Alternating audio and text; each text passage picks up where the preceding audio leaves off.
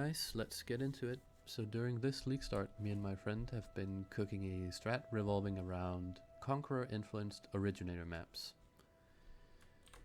To run these, we use an atlas tree that looks something like this. We get the map mod effect, we get the rares and the magic monsters from these nodes. We pick up all the beyond stuff on the tree. We get the important scarab nodes, the quad wheel. We are using an astrolabe, so we get the keystone. Importantly, we pick up the Conqueror pack size, and we use Eater altars. Now, for these maps, we use these scarabs. Double Wisp, a scarab of the hordes for the influenced pack size. Hemophilia for more beyond mobs. And then we're currently running with a monstrous lineage as the 5th scarab. The 5th slot can be relatively flexible.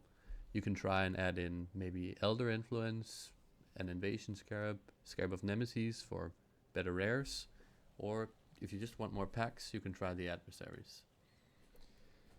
Now, this strat is extremely lucrative, but it's also some very, very hard maps that you get out of this.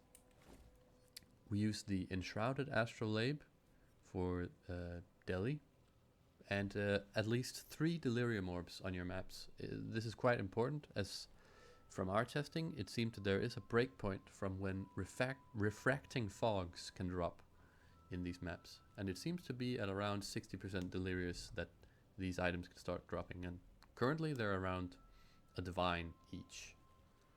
So you're definitely going to want to be able to drop these in the Mirages.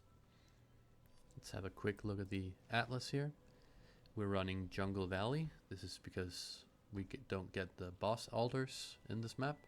And currently I'm scrying Defiled Cathedral onto Jungle Valley. I've dropped, I think, 2 or 3 7 years bad luck so far. So I definitely recommend you find some sort of layout with decent divination cards and scry this to Jungle Valley before you start farming. So what does the investment look like per map?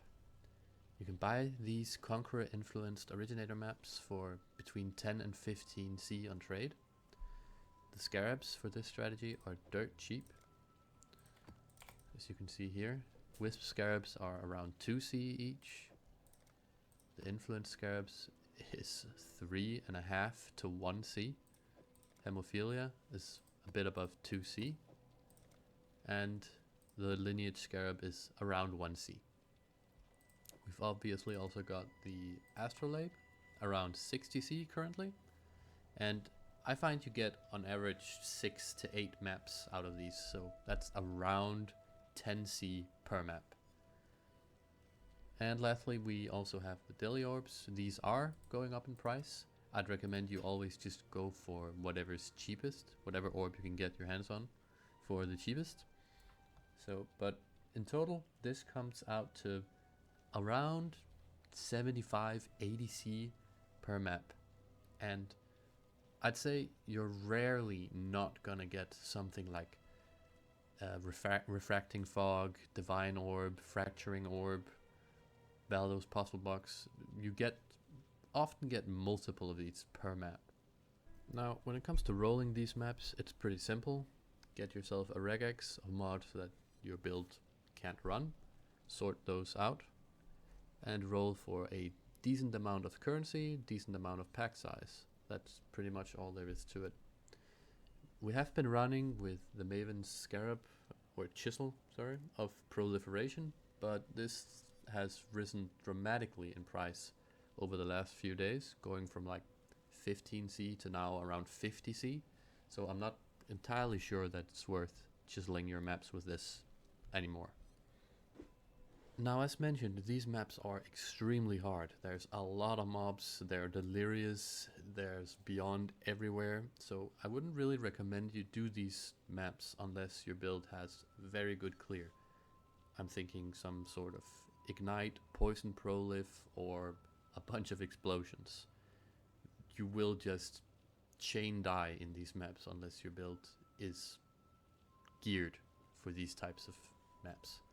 I'll leave you with the showcase of me running one of these maps, and yeah, Thanks for watching.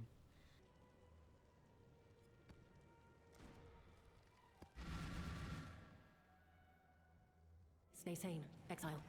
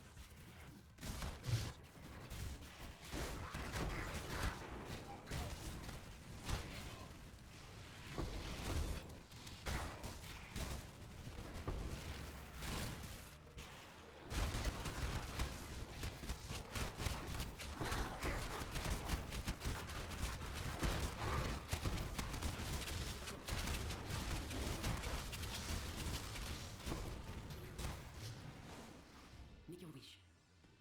Let's see if I can. You are not conquering the Atlas, it is conquering you.